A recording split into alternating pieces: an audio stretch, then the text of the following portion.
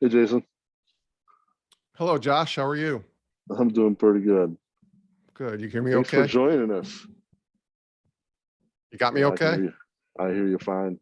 Perfect. Yeah, you're Thanks. welcome.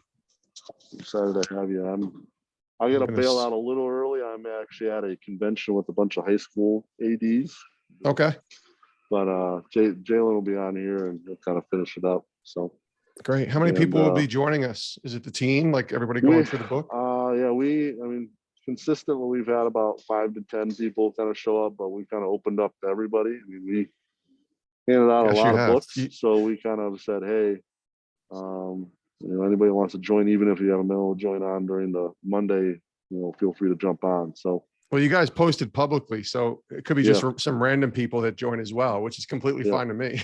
yeah. So, Sounds is good. a big thing. A big thing I know to talk to Drew on is just, well, I'm going to record it and we'll use it Yeah. for a training session and Okay.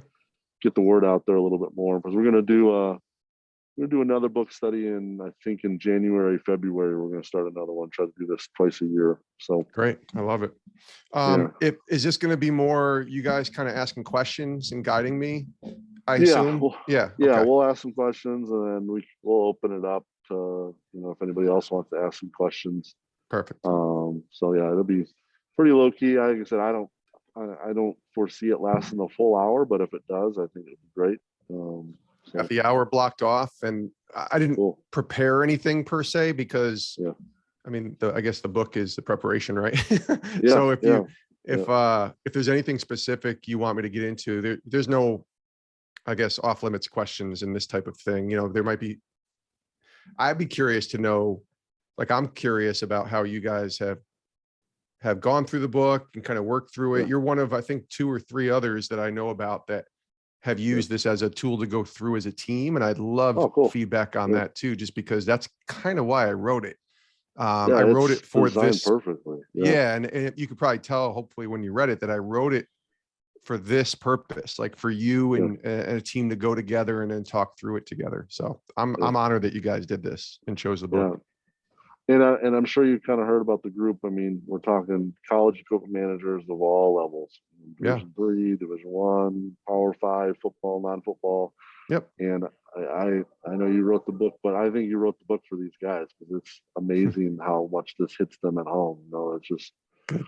It's That's great. And then to for hear. us, it's easy for people to come in one week and they're busy on the road the next week because great topics at the end of each chapter and kind of give us some guidance and some talking points. So yeah, everyone. Okay, I'm gonna start letting everyone in here. Sounds good. Thanks, man. Yep. And welcome to the board, by the way, too. Yes, so. I'm excited about that. Yeah, that's fun.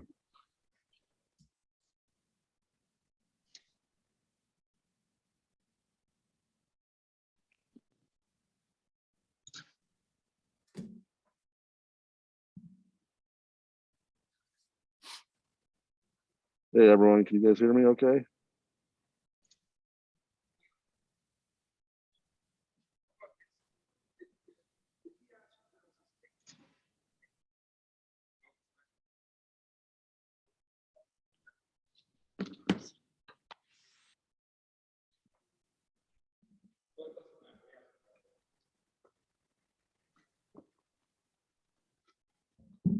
Just wait a few more minutes. Usually I wait till 5 after, wait everyone kind of rolling in here. Good.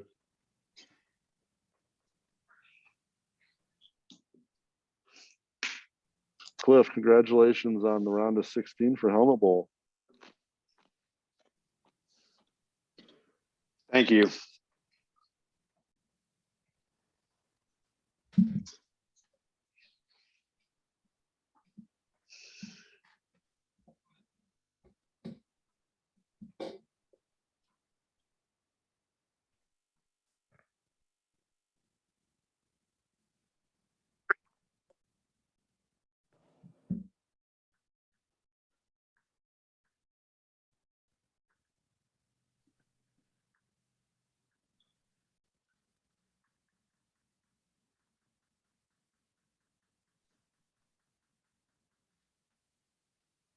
You guys are just coming in, just waiting a few more minutes for everyone to trickle in. Usually wait till 5 after to get things going.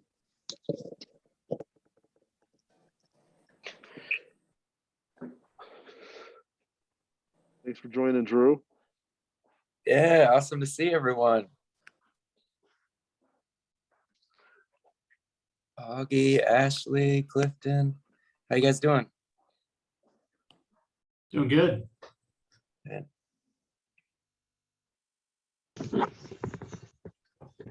Doing good, Drew. Good to see you. Yeah.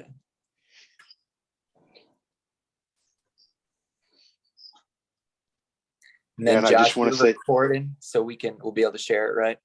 Yes, I got it recording. Awesome.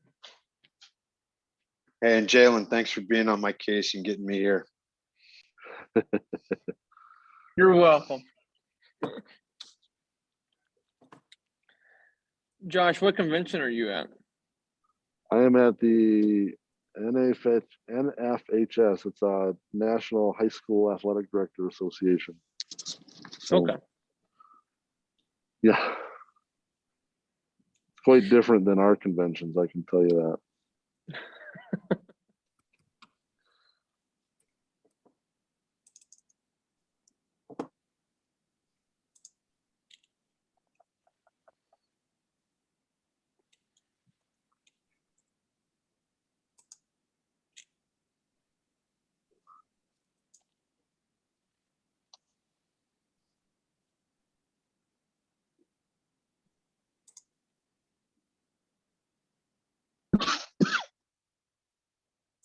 All right, we'll go ahead and get started. Jalen, do you want to go ahead and kind of do the introduction and maybe start first question? Sure. Jason, first of all, thank you for being on here with us. Grateful that you take the time out of your schedule to spend a little time with us today and go over the book. We started going through your book. Like we were doing 2 chapters a week. We started about 3 months ago.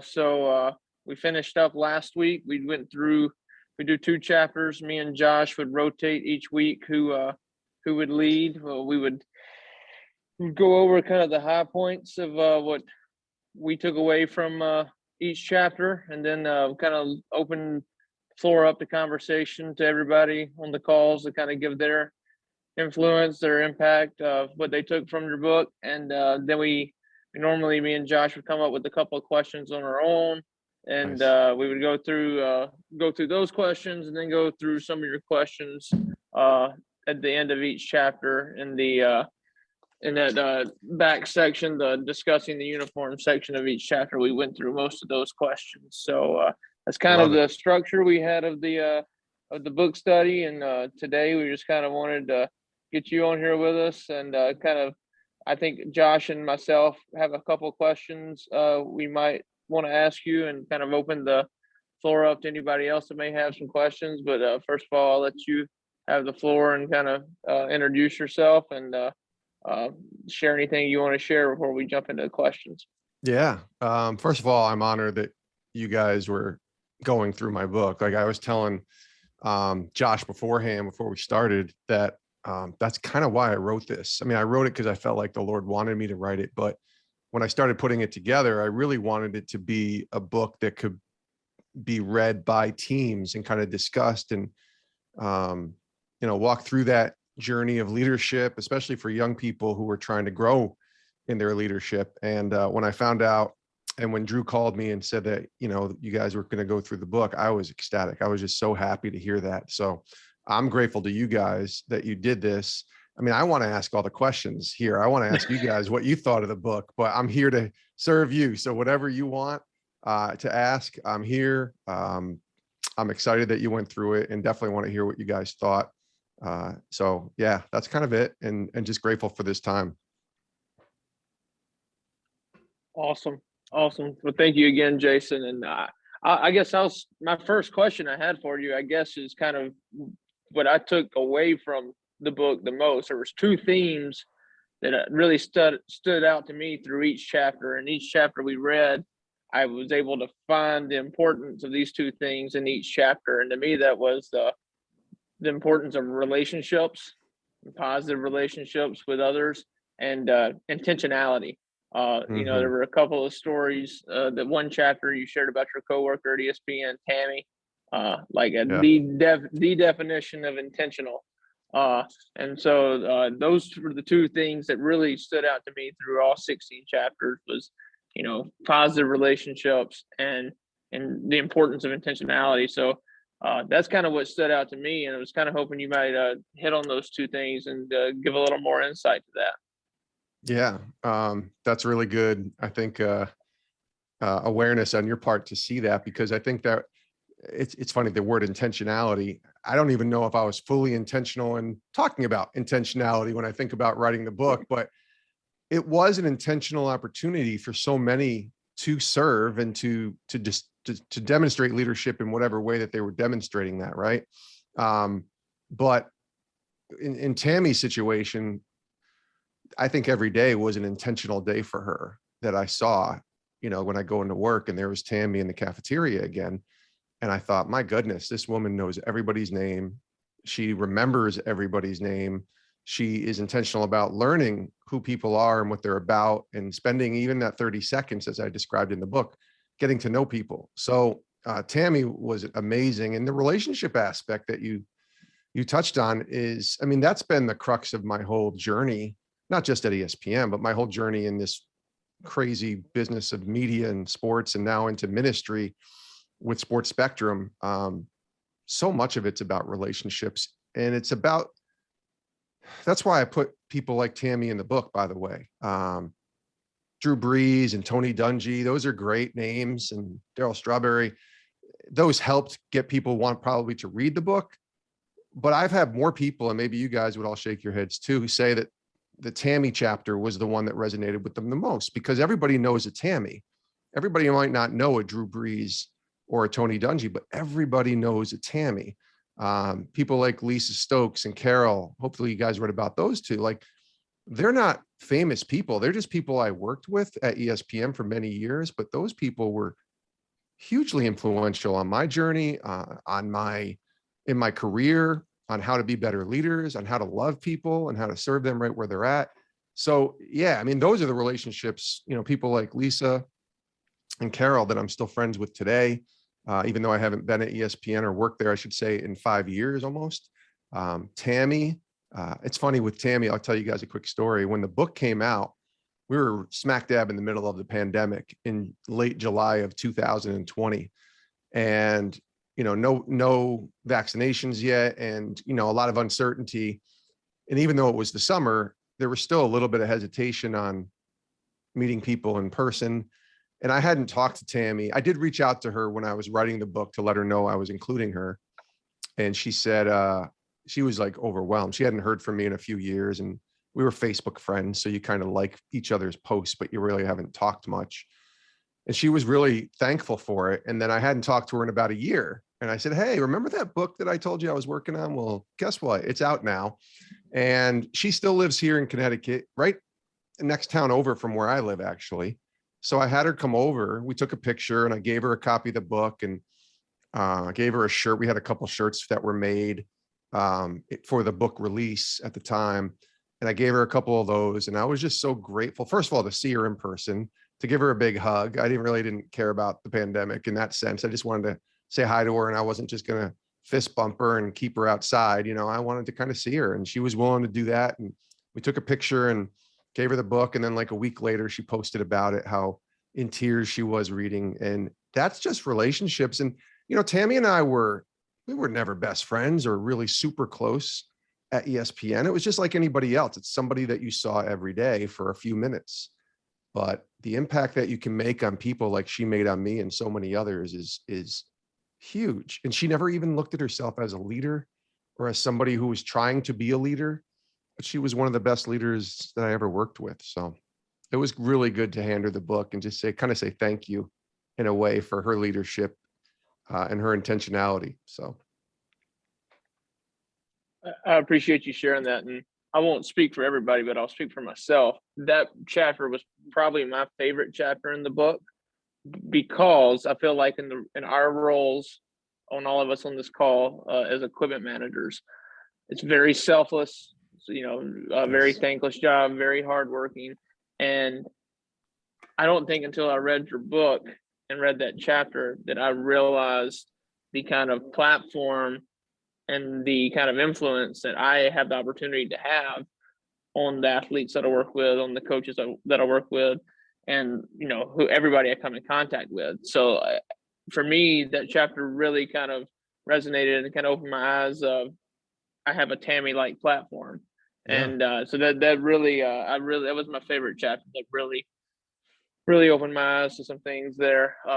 Anybody else want to kind of share with Jason some things that they took away from the book? Maybe ask a question or anything.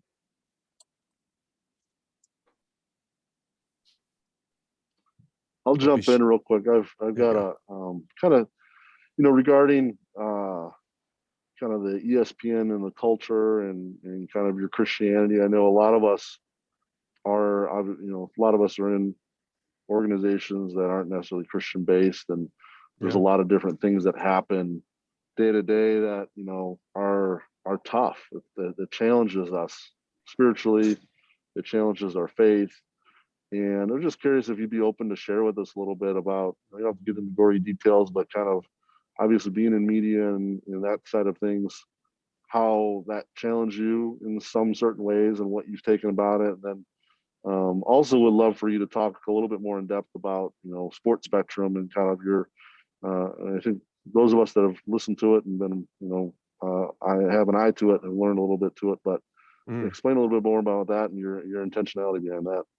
Sure. By the way, you see Monty Williams has joined us as well. He's right behind me here up on the screen. Yeah. It's the joke that my bosses have every time we have a meeting with Sports Spectrum. It's like, hey, Monty, how you doing, buddy? But I figured, why not get a poster of a cover of our magazines when they come out and have it be behind me? If you were here about 3 months ago, you would have said hello to Dabo Sweeney. So there you go. As for being a believer at ESPN, so just a little, I think I included this in the book, but forgive me, I haven't actually read my own book in probably a few months, so forgive me on that. But I think it included, maybe I didn't, that I did not grow up a Christian. And so I didn't become a believer until 2001, and I got into ESPN in 2000. So there was a small time there, probably about 9 months, when I was just at ESPN living my life and didn't really have any interest in God or Jesus or anything like that. In 2001, on Mother's Day, my brother introduced me to Christ, and I began the journey, began the walk with Jesus that day. And I tell people it's been a journey for 20 years, but it was really even a journey for a year until I fully understand about salvation and the cross and what Christ had done for us. So there was this sort of weird time in late 2001, where I was a new believer. And I remember going to ESPN and thinking, is this how, is there anybody else that believes what I believe? Is there anybody else that even knows what this is, right? And for many years, I really didn't know how to be a believer in the workplace. The first 8 or 9 years at ESPN, I started to be comfortable with my faith, I guess, if you will, after a few years. But I did not know how to, I don't know, I didn't know how to live my faith out, right? I guess it was always separate. On Sundays, I would go to church. My family would come with me, my wife and my daughter. Tuesdays, we would have life group, and I'd go into a life group and somebody would lead a small group setting and take us through a Bible study or whatever. And then the rest of the time I just was Jason and I went to work. And so I felt like there was church, and then there was, my family, and then there was ESPN. And so even after becoming a Christian, for many years, I would still tell you that I was a Christian, but I probably wasn't. I mean, I was, but I probably didn't have Christ at the center of my life. I had ESPN, for the most part, was my God for many years. And I was focused on doing the best work I could. You guys maybe can relate to this. And then the Dungy story happened. You guys read about Tony Dungy, so I don't have to go back into that. But it was around that time, after Coach Dungy asked me that question about living my faith out in the workplace. And then having this sort of moment a couple years later where I understood that if I'm to be a Christian, it meant that that's what I was wherever I went. So it wasn't that I was an ESPN producer who happened to be a believer in Christ or happened to be a husband or a dad. It was that I was a follower of Christ who happened to be an ESPN producer or who happened to be anything else, right? And once that kind of mindset, and I think the Holy Spirit working inside of me kind of convicted me a little bit, that changed the way I went about my job going forward.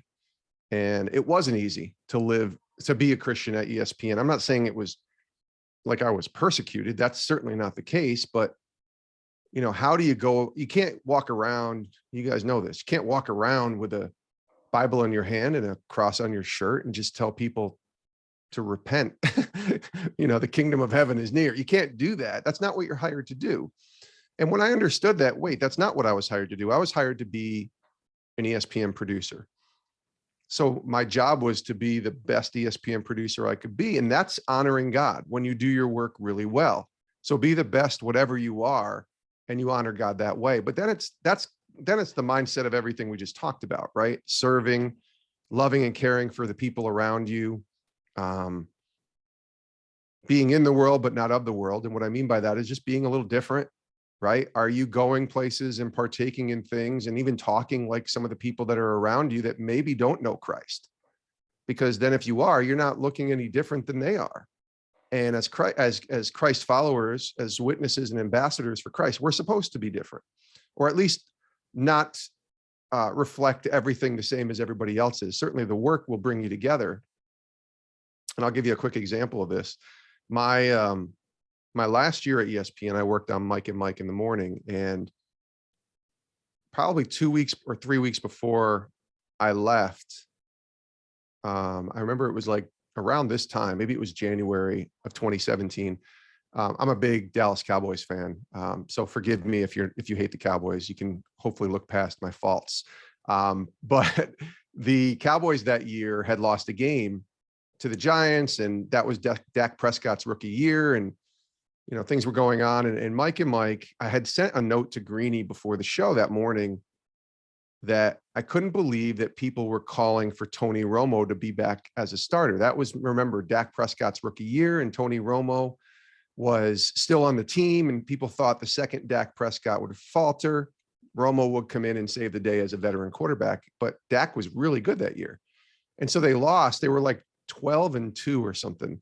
And I said to Greeny, I can't believe that people would call, like, it was more of a topic idea. I can't believe people would call for Romo to be playing ahead of Dak. That's ridiculous. It's a bunch of crap. I think I used the word crap, by the way, in an email to Greeny, just as an idea for a topic for the show.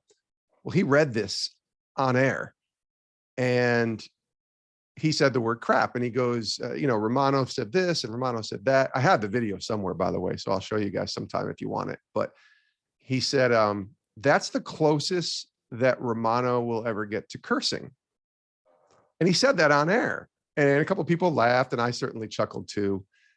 But I thought about it when I left and went home, and I thought, wait, they recognize that I don't curse. Now, hear me out. If you curse, that doesn't mean you're not a Christian. But for me, that was my witness.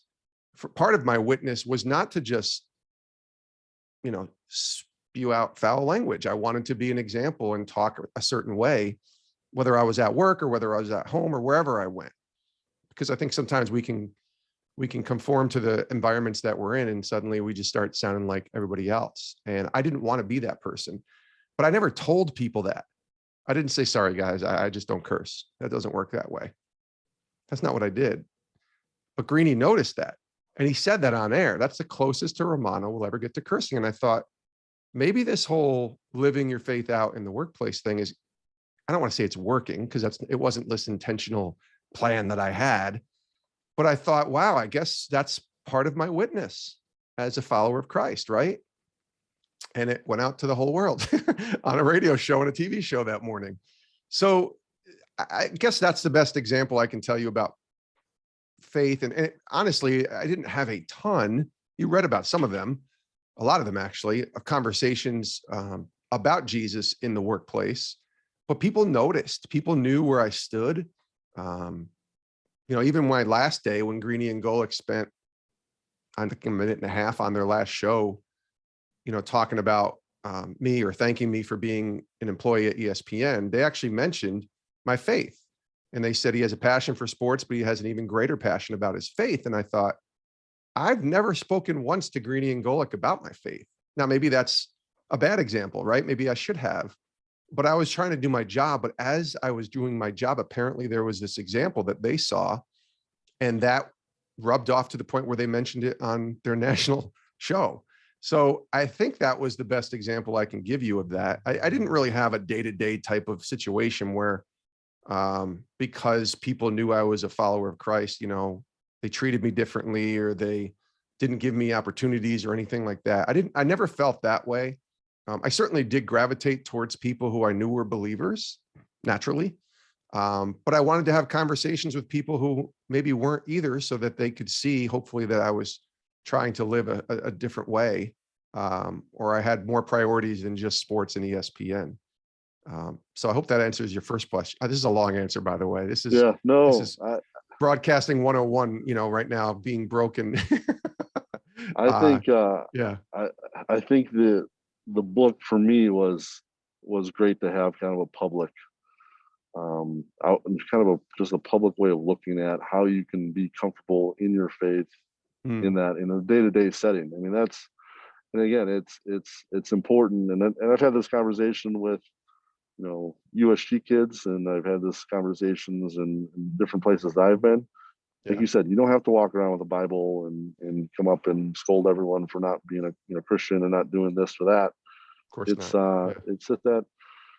it's just that style, that leadership style, and kind of, a lot of times, especially in the roles that we all live in this call, lead by example goes a long way. And it does. Giving you kind of that power is huge. Thanks for sharing. Yeah. That's awesome. Absolutely. And I think, there will be moments where you can talk about your faith. The way I always said it was, people aren't going to care about how much you know until they know how much you care.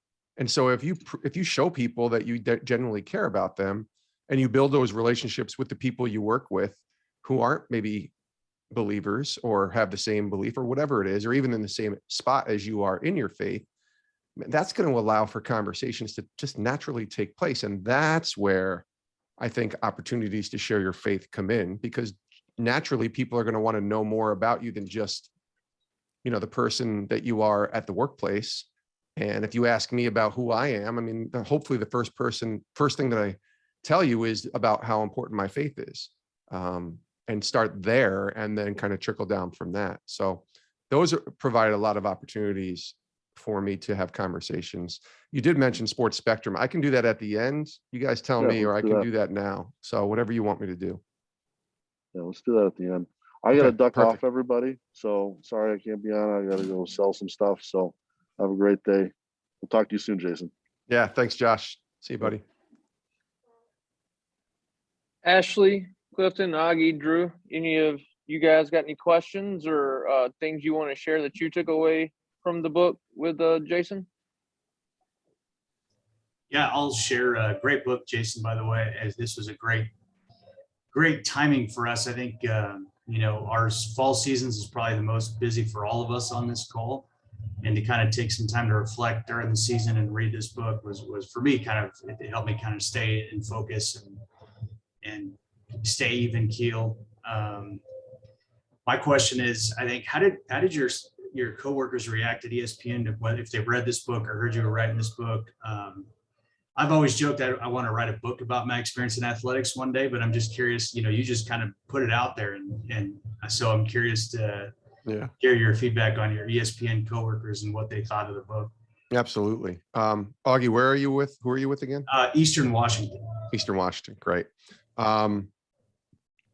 It's interesting because for the most part, the people that, just give you a little behind the scenes, right? Like everybody that's in the book had to be notified on some level that they were in the book, or I wanted them to be. So there isn't anybody who read it and was like, wait a minute, you put me in this book? Because I wanted to get, especially the quotes the way it works when you write a book is if you quote anybody, you have to show permission from the person who said that they actually said that. Or if they don't remember saying that exactly, they have to at least approve that that's my recollection of what they said. So, and that includes the celebrities like Drew Brees. I had to get permission from his agent to include the quotes that he had, that were in the book. So when I reached out to some of my ESPN colleagues or former ESPN colleagues, for the most part, some of them were people I hadn't talked to in a long, long time. When I reached out to Charlie, if you remember Charlie, he was the guy that I prayed with in the break room during the marathon, the Boston Marathon bombings. I hadn't talked to Charlie in 4 or 5 years. I didn't even know where he was. But I found him on social media, thankfully. And I went back to him and we reconnected, and he read what I had written and approved it and remembered the story and remembered that day very well. So when those people were reached out and I told them that I was going to be including them, people like Gabe Goodwin, who was in the book, Gabe is Jewish and not a Christian, but somebody who really made an impact on me as a leader and a great boss for a couple of years, and gave me a great shot and a great opportunity to advance my career at ESPN. It was wonderful to talk to him again and spend a couple of minutes with him. And they were all very thankful, I guess, and humbled that I would include their story in my book. Trey Wingo, when I shared the Emmitt Smith story, when I told him I was going to share that, he had no memory of that. None. He's like, I remember when Emmitt was there, but I don't remember doing all that for you. I'm like, well, trust me, there's a picture on my wall in my basement that's me and Emmitt that you took because you made that opportunity happen. And so, but he was really thankful as well to be included. I haven't got a lot of feedback. I've gotten some, I guess, but not a ton from people at ESPN that you would know. Let's just put it that way. There was a lot of them that shared the book. Some of them endorsed it. I know Bob Lee read it and loved it. And Bob was the best. And we did like a virtual book release party when the book came out last year. And Bob joined us and spent a half hour, me and him talking. It's weird. I wouldn't say Bob is a Christian, but he leans more towards that lane. I think he's Catholic, if I'm not mistaken, but so he might be a believer. I really have never had a deep conversation with him about faith, but he's always so open with it and so willing to chat and loves kind of pointing that I am a believer. So I thought that was interesting from a person as well known as him. But I haven't gotten a ton of certainly no negative feedback, which is great. I thought I might get some, if I'm being honest. I thought I might get some people that would think I was trying to exploit my time, and maybe they do, and they just haven't said anything. But if I was trying to do that, I would have probably told a lot more stories than I included, let's be honest. But my goal was not to exploit or anything like that. It was a love letter to my time at ESPN. I hope that came across when you guys read it, how thankful I was to work there and how much I just wanted to honor that in writing the book. So yeah, I didn't receive a ton of bad feedback or negative feedback or anything like that. Most of it was positive. And the people who have read it told me they really enjoyed it. And I think, especially when the people who I worked with read the Tammy chapter, I probably had a dozen or more people come to me and just say, hey, I'm so glad you included Tammy. Because it's easy to include, like I said earlier, Drew Brees and Bob Lee and Tony Dungy. But I think every person that worked at ESPN at the same time I did has a Tammy story. And so they were really thankful to have had her included in it as well. So yeah, I didn't have a ton of negative feedback though, but it wasn't, it was like a little bit of a buildup too, right? So it wasn't like the book released in July of 2020 and something like Jason Romano wrote a book on ESPN, but I had talked about it on my social media pages for probably 6 to 8 months once they announced it, that it was happening, revealed the cover and all that stuff. So I think people knew it was coming. There wasn't any chats with like people from legal or anything like that, like including ESPN in the book. The only thing that I wasn't allowed to do, here's some more behind the scenes. I couldn't put the logo anywhere on the cover, which is not surprising, but the 4 letters could be used anywhere if I wanted to on the ESPN, which I did include on the cover, but the logo was the only thing that they wouldn't let me use, which is I wasn't trying to use anyways. So hope that helps. Yeah, that's awesome. Thank you.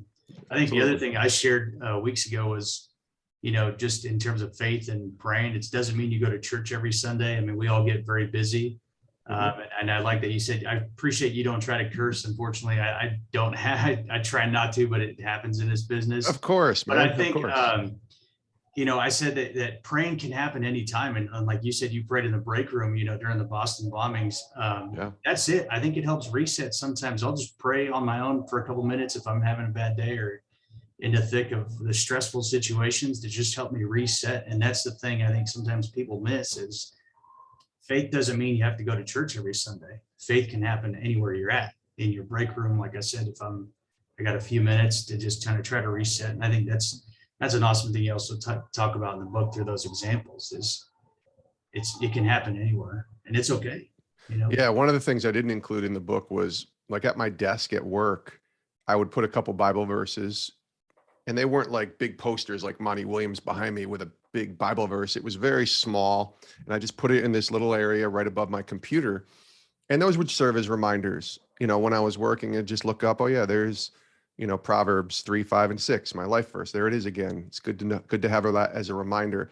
I would keep a Bible at my desk. And part of that was to be intentional so people would see it. But part of it was so that I could actually open it up when I needed that 5 minutes, like you said, to pray or to get in the word or something like that, and to always have one with me. But yeah, I mean, you don't have to be at a church on a Sunday morning to be, that's why for me, that was big. I always thought if I was going to be a Christian, that's the only place I could do it was at church on a Sunday morning. Then you remember, no, that's actually not the case at all. Like it's wherever you go that you take your faith with you, and then how you react in whatever situation it is, whether you're at the grocery store or whether you're stuck in traffic, where those curse words have come out for me as well. Those are just those moments, right? And you remind yourself that I'm a believer everywhere I am and God's with me everywhere I am. So yeah, good reminder.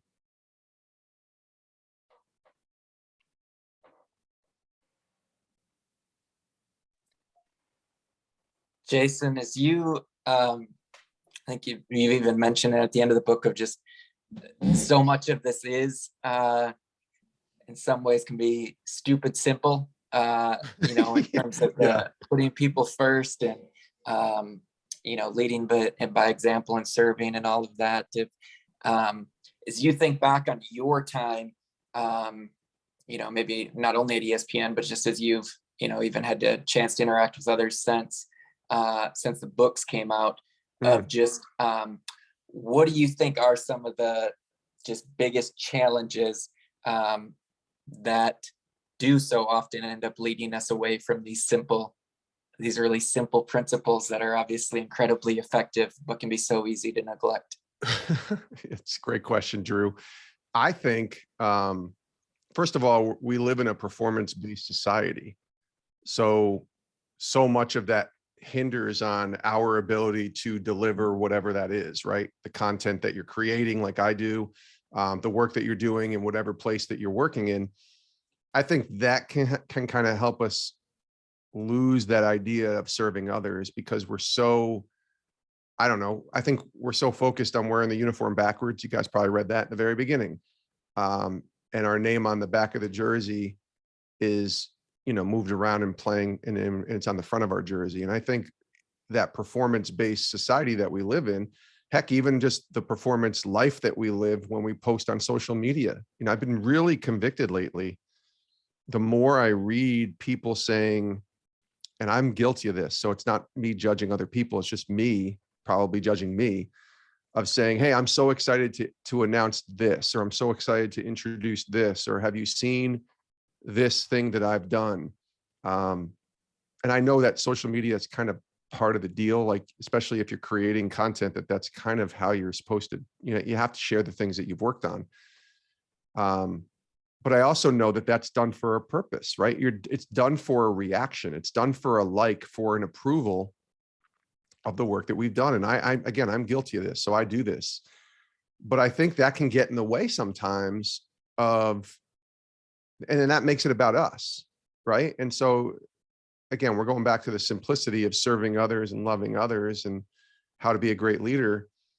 It's also simple to get lost in not being that because we get so focused on ourselves. One of the things I've done over the past maybe decade, maybe it's been a little less than that, I know I did it before I left ESPN, was I started changing the letter I to we.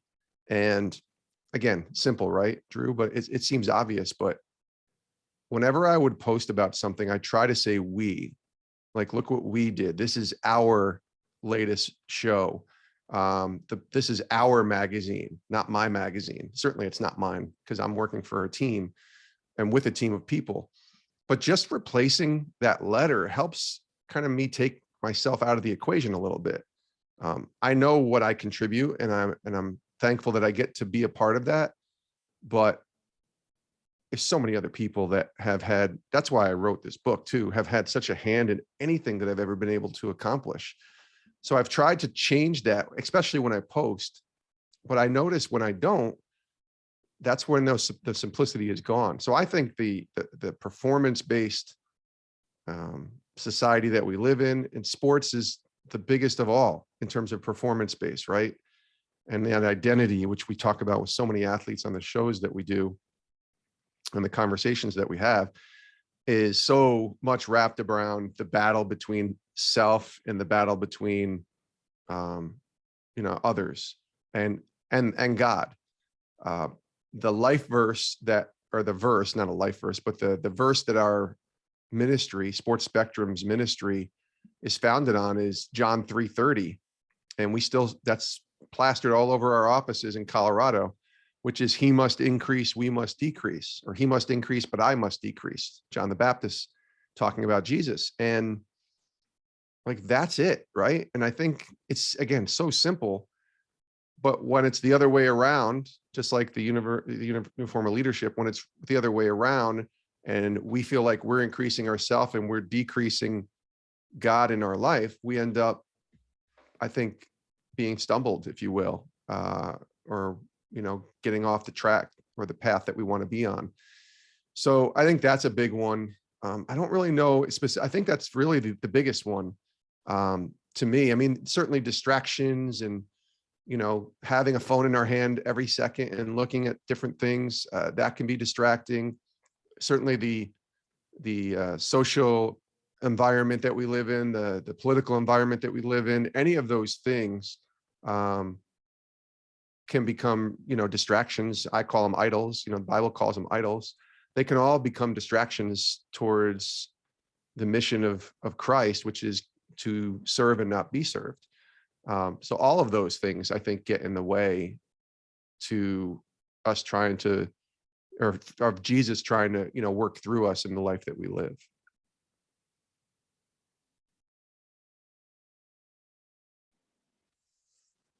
That was really good, Jason. Thank you for sharing that. Yeah, it's a great question. Ashley, Clifton, y'all want to share anything or have any questions? I was going to say my favorite chapter, and probably the chapter I use the most, is the setting the climate. Yeah. And I actually got in the habit of, reading this on Friday mornings before either getting on the plane to go to an away trip or setting up for a home game. And we kind of, in my equipment room, we started really channeling our patient leadership and just being thermostats and not thermometers. And because a lot of times, I mean, at SIU, we've had a lot that we could react to, athletic director fired, head coach let go, another head coach being investigated. So have definitely needed to practice a lot of patience and, sitting on the search committees for the new athletic director. And I believe this book has been a really good tool of helping me help my whole athletic department find our next leader. And just wanted to thank you for a good book. Oh, you're welcome, Ashley. What's SIU? Forgive me. Southern Illinois University. Southern Illinois. Okay, great. Yeah, that chapter, it's interesting. I remember working with Steve Copeland, who was my co-author and helped me kind of put all these thoughts and words together. He's an amazing, gifted writer. And I remember telling him the Pete Carroll story.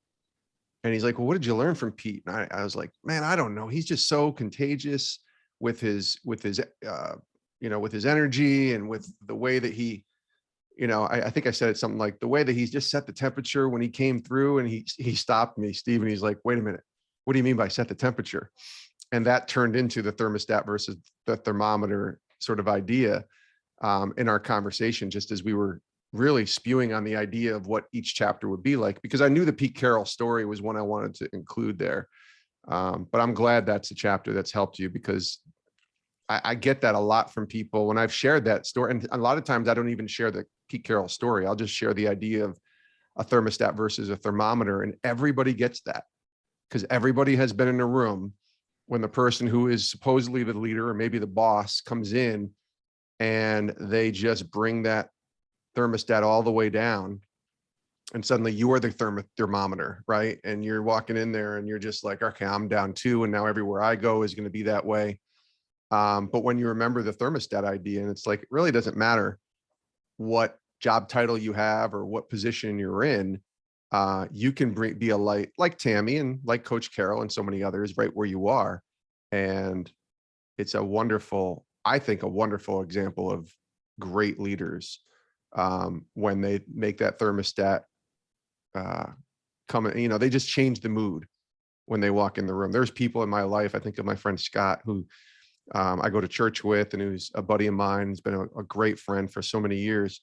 He's a thermostat. Like when he comes in, the smile just lights up for me. And I know immediately that that whatever the environment is at that moment, or whether it's cold or hot or whatever, like he's going to bring it to a perfect level. And he just brings joy to my life. So I think about people like him, and then Coach Carroll that day was just amazing. When you think about what that day entailed, and George Steinbrenner passing away, and all of the shows that were about to change that day. And he was just the best. And I thought, man, what a great example of a leader. And that was right before he took the job with the Seahawks. And now he's been there more than a decade, and clearly still, and I've talked to people, by the way, about Pete Carroll, and they've come back to me and said, that's exactly who Coach Carroll is, who played for him, by the way. That's how he is. And I was like, that's so great, because you never know when you spend 7 hours with someone, if that's how they really are everywhere they go. But when you get confirmation from other players and people who've been around him a lot, that's nice to hear too. So thank you for sharing that, though. Thank you.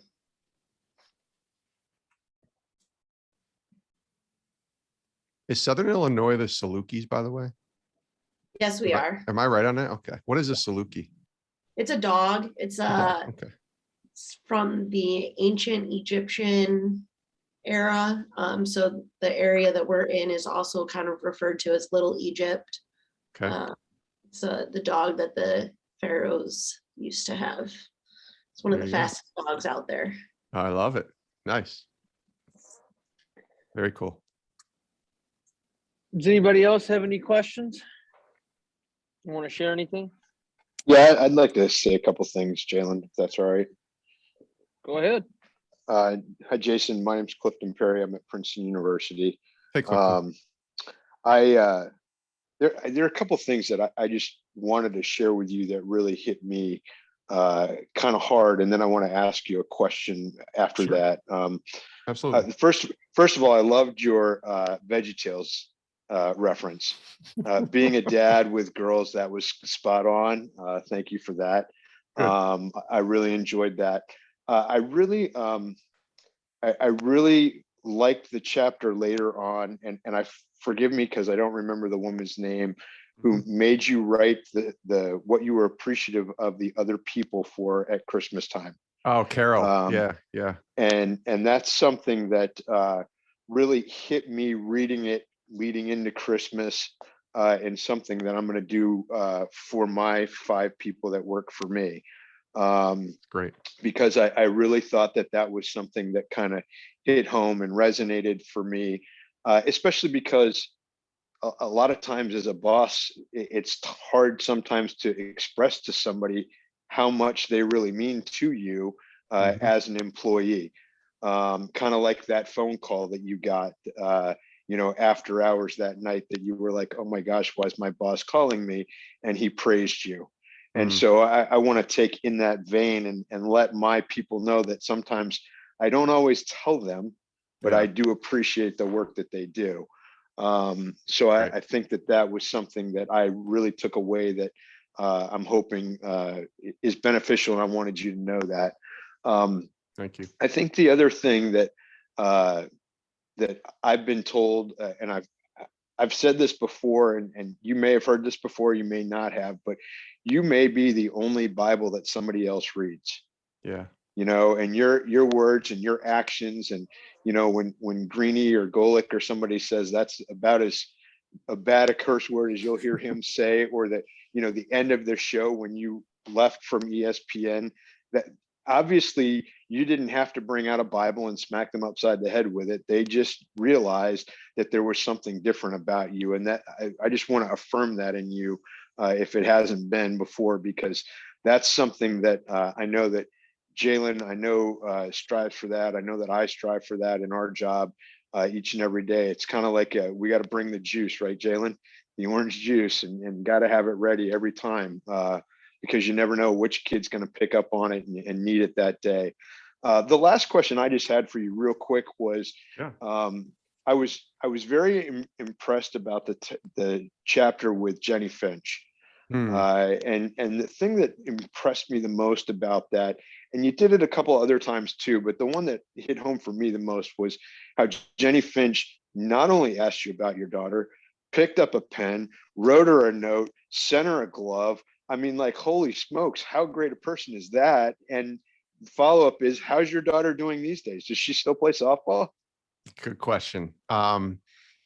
Yes, she still plays softball. I'll tell you about her in a second. So Jenny Finch, yeah, holy smokes is right. It's funny because I think I know I included this. I had met her like 12 years ago, and she came to ESPN and she did like a thing on First Take, ESPN First Take. And then I hadn't heard from her since. And I think I tweeted about her because my daughter had started playing softball in 2015, 2016. She was doing well. She was naturally gifted. I wish that she's not here, so I can say this. I wish that she was in tune to her gifts a little more, so she would have worked with them and tried to better them. But she was just a kid who is very satisfied with enjoying the sport, but not being obsessed with it. And as a sports guy, I had to be okay with that. And I am okay with that, certainly now. But when I posted about that, and Jenny DM'd and just said, hey, I saw you posting, your picture with Sarah. Can I send you a couple things just to, encourage her? I'm like, yes. And all of a sudden, there was a package, from Jenny Finch to Sarah, and she was blown away by it. And she was younger. She was probably 12 when she got that. She's 17 now, so it's a little different stage of life for her. But she was blown away by it. And the great thing about that, I remember, was I think it was 2018. We did our 100th episode of Sports Spectrum's podcast, the show that I host now. And Jenny Finch was the guest. And when I had that booked, I said to Sarah, I need you to ask me a question, or ask Jenny Finch a question. If you could ask her anything, what would you ask her? And so she asked, I forget the question that she asked, but she asked a question. I recorded her asking it and I included it in the podcast. So when you listen and go back, if you ever listen to that podcast, you'll hear a question from my then, what was Sarah in 2018? I guess she was 13 at the time, asking a question. So it's I felt like I kind of repaid. I don't know if repaid is the right word, but I felt like I was just able to kind of bring that full circle with Jenny and Sarah. You asked how she's doing. She's doing great. She is her senior year right now, in the midst of it. She just finished her volleyball high school career about a month ago. She started this year. She was a captain on the volleyball team. Again, another sport that I think if she worked at really hard, she would be probably playing in college, but she just always wanted to just enjoy it, but not obsess over it. And she had a great year. She had a really great serve that helped, the team win. I think they were like 14-6. So it was a good year. Went to the playoffs, won one round. But she's just enjoying life right now. And she's getting excited and kind of a little anxious, you could tell as well, about college. She's probably going to go to Indiana Wesleyan. I don't know if you guys know that school, small NAIA school up in Marion, Indiana. Very solid Christian school. Not my doing or my, pushing towards, if you will. I gave her the option to go anywhere she wanted. And then we would start to do the investigation that way. And she chose Indiana Wesleyan as one of the schools. And so we went and visited, and she loves it. So I'm excited that she's getting ready for college. She starts softball up in March. Here's a little idea on her softball. You'll like this, Clifton. Saturday, she gets a call from one of her pitchers that's on her softball team saying, "Hey, Sarah, could you come and catch for me at this sort of, I guess it was sort of a scrimmage / clinic at this indoor facility here in Connecticut." And so Sarah comes down, "Dad, I just got called from Pia. She wants me to catch for her." And I looked at her and I go, "When's the last time you picked up your glove?" She goes, "I don't know, the last game of last year." I said, "That was when June of 2021. Does that sound right? 2021, I guess it would have been June of 2021. She goes, "Yeah." I'm like, are you going to be okay with that? You haven't swung a bat or caught anybody since June. She's like, I'll be okay. I'm going to go try it out. So we had to clean out like her bags and make sure that all of her equipment was there. But she went. And so hopefully she'll start hitting soon and, have a decent finish to her last year in softball. Again, the sports and the competitor in me wishes that she would be hitting year round and in these travel tournaments, like so many of the elite athletes that you guys all work with, but that's just not her. But that's okay. She just enjoys playing and enjoys having fun. And we're going to kind of enjoy her last year here. And I don't have any idea how much she'll play. She didn't play much her junior year. So we'll see. But it'll be fun to just kind of watch her do one last time. And then hopefully in college, she does some intramurals or some pickup and have some fun that way. So yeah, she's doing well though. I'm really excited and happy for her. And she's our joy in this house. She's our only child. So she's the joy, love and joy of our family for sure. I wanted to ask you real quick, Clifton, do you know Blake Stenstrom at all at Princeton? I do. He's on the football team, do you? Yeah. So his dad is my boss. I don't know if you knew that. Oh, I did not know that. Yeah, Blake. So rare occasion at Princeton, we get maybe 10 transfers a year in Right. this entire school. And Blake transferred as a quarterback from the University of Colorado. And Correct. the fact that they let him in was shock number one, because I really think we had 3 Nobel Prize winners, and Wow. those 3 guys got more publicity than our football team winning the Ivy League this year. Yeah. It's kind of weird. The kid that was starting at quarterback was a senior, and Blake was QB2, but we had 6 quarterbacks, 3 of them graduating. So right now, Blake would probably be penciled in starter for the spring. Yeah. And as long as he stays healthy, he got some reps in, played some when the starter was dinged up. So they didn't want to, we run that, nowhere near as good as Augie does out of Eastern Washington, but quarterback's got to be mobile. He's got to run it. He's got to throw it. And our quarterback had a bum wheel for a while there. So Blake came in the running situations and actually ran the ball and scored, I think, 4 or 5 touchdowns this year. Yeah. He's a great kid. I've gotten to know him. I knew him when he was in high school, and his father, Steve, is a former NFL quarterback who is my boss. He's the president of Sports Spectrum. And I just thought when I saw Princeton that you might have an idea about Blake. So that's cool. Oh yeah. Yeah. And it's another weird thing, right? I mean, he's married. Yes. I mean, holy smokes. I mean, he's a 3rd year, technically a sophomore at Princeton, because the red shirt and then the COVID year and all these other kind of weird things. But Mhm. yeah, I mean, to have a kid on our team who transferred and is married, That's right. Slim Pickens, he's Yeah. one of a kind. Well, he's in the East Coast where I am and where you are. So I tell him, I said, I'm glad you came up here. Hopefully next year you guys all play against somebody in Connecticut that maybe Yale up here and we can come out. We can come see you we guys. play at Yale, so Okay. So you'll have I'll a be great there. opportunity. There you go. I'll be there. That sounds good. All right. Great. Well, I wanna be respectful of everybody's time. I know we're getting close to 2 o'clock here. Everybody, awesome questions. Great to hear different perspectives that everybody took away from the book. In closing, Jason, is there anything you want to ask? I know Josh asked the question earlier about your work with Sports Spectrum. So if you have any Yeah. questions for us in closing or want to share about Sports Spectrum, we'll kind of wrap up here in the next few minutes and I'll let you kind of close it out. Yeah, I'll be mindful of our time too. I know we're about to hit 2 o'clock here. Real quick, I won't go into full on promotion mode. I was on something earlier this morning and I felt like I was a salesman for 3 minutes about Sports Spectrum, but hopefully you guys check out the podcast. We actually have a network of shows, including a Team Chaplain podcast. We have a Table 40 podcast, which is hosted by Matt Holliday, the former baseball player, and his wife. And that's more of the husband and wife relationship, family, marriage dynamic kind of a show. Check them out. Check out sportspectrum.com. That's a website. If you go every day, you'll see tons of free content there, articles and things like that. So check that out. The magazine, it could be a great resource. I've used that word a lot lately in the podcast that I host. I use the word resource a lot.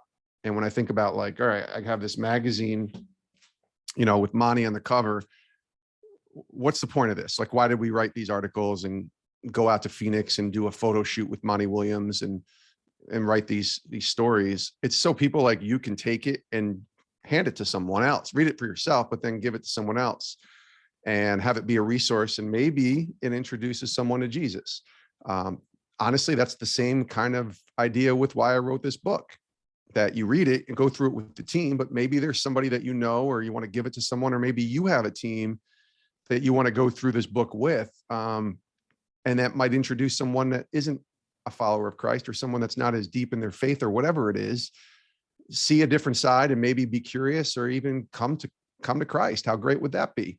So anything that we've done has been for resource, to be as a resource for you guys to be able to hopefully use it as a tool to share your faith, or to live out your faith in wherever you are. So that's really it. You guys have, if you don't, Drew can give you my info, or my email is simply jason@sportspectrum.com. Feel free to reach out. Seriously. And if you have any questions that we didn't have time to ask here, if you want to figure out, like, how can I get more copies of the book to give to someone? If you want to know more about the magazine, anything that you're interested in asking about or learning about, I don't hide. I mean, I'm out there, so please reach out. And I want to be a resource to you guys, for certain. And honestly, I don't know if I have a ton of questions. I mean, I kind of always have a ton of questions because that's my nature of my job, but it could take us a long time more in here to answer all of them. But the one question I would have is, do you think, Jalen, I'll ask you this since you're the host, as we close, do you see this book as something that, as a valuable resource for others to grow in their leadership? And I know it's kind of the obvious answer is yes, but like, I really wrote it because I wasn't sure. I was like, I think this is where it's going to head. It's going to be for teams, for people that work in groups like USG and things like that. So that would be my only question, which I may have already answered the question, but that would be it. So No, short answer, yes, obviously, yes. yeah. In answering the question, I want to also add on to what you just said about the Sports Spectrum. For anybody on here that has never listened to any of the podcasts or looked at any of the resources, what Jason just said is spot on. I've listened to several of the podcasts. I get the weekly emails with newsletter, and And I use that newsletter. There's one or two kids on our team, on one of the teams I work with, that I weekly I'll send them an article. And Nice. one of the kids is I know he's Jewish, and I send him an article each week, and it's prompted some very good conversations between me and him. So like Jason just said, they are resources, a big word, key word there. They are great resources. And yes, I think the book is a great leadership resource. I actually have read through it completely twice. Nice. And every time I read through it, I take something new away from it, get a little deeper. I think for us in our line of work as equipment managers, it was perfect. It was a perfect book for us to go through. Because like I said earlier, our work is very selfless. It's very time